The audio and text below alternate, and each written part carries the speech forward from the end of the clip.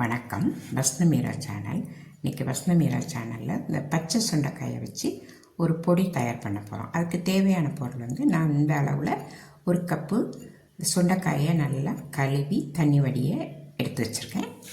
ஒரு 7 காஞ்ச மிளகாய், ஒரு 3 சின்ன துண்டு கட்டி பெருங்காயம், ஒரு நெல்லிக்காய் சைஸ் அளவு புளி, ஒரு கைப்பிடி அளவு கருவேப்பிலையை நல்லா கழுவி அதையும் தண்ணி வடியை எடுத்துக்கணும். ஒரு அரை கப் அளவு உளுத்தம்பருப்பு, அப்புறம் நமக்கு தேவையான உப்பு, எண்ணெய் நம்ம தேவைக்கு ஊற்றிக்கலாம். ஸ்டவ்வில் வானொலி வச்சாச்சு. வானொலியில் நம்ம தேவையான அளவு நம்ம எண்ணெய் எடுத்துக்க போகிறோம். இப்போ நான் இன்றைக்கி ஒரு 2 ஸ்பூன் எண்ணெய் எடுத்துருக்கேன். எண்ணெய் சூடானதும் நான் இந்த பெருங்காய கட்டிகளை போட்டு வறுத்துக்க போகிறேன்.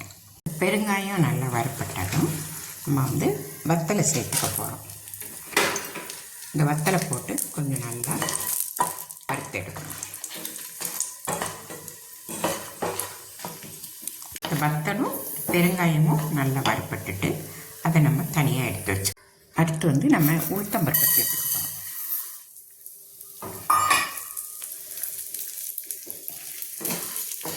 உளுத்தம்பருப்பை நல்லா சிவக்க வறுத்துக்கணும்.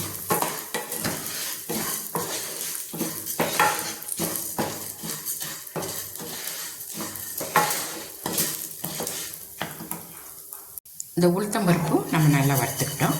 இதையும் நம்ம தனியாக எடுத்து கொட்டி வச்சுக்கணும். அடுத்து நம்ம கருவேப்பிலை சேர்த்துக்கணும். ஒரு கைப்பிடி அளவு கருவேப்பிலையை நல்லா கழுவி தண்ணியோடைய வச்சு அதையும் நம்ம வறுத்துக்கணும். அது கூட நம்ம கொஞ்சம் தேவையான அளவு உப்பு சேர்த்து வறுக்கும்போது இந்த கருவேப்பிலை நல்லா வறுப்பட்டோம். கருவேப்பிலை நல்லா வறுப்பட்டுட்டு இப்போ அதையும் நம்ம இதோட சேர்த்து கொட்டி வச்சுக்கணும். இந்த சுண்டை வத்தலையும் இந்த புளியும் வதக்கிறதுக்கு நம்ம கொஞ்சம் எண்ணெய் சேர்த்துக்கணும். புளி இதில் பொரியட்டும். புளியும் நல்லா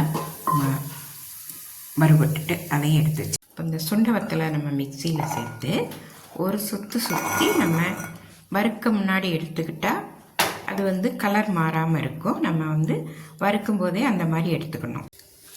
இப்போ நம்ம இந்த சுண்டை வத்தலை சேர்த்து நல்லா வதக்க போகிறோம்.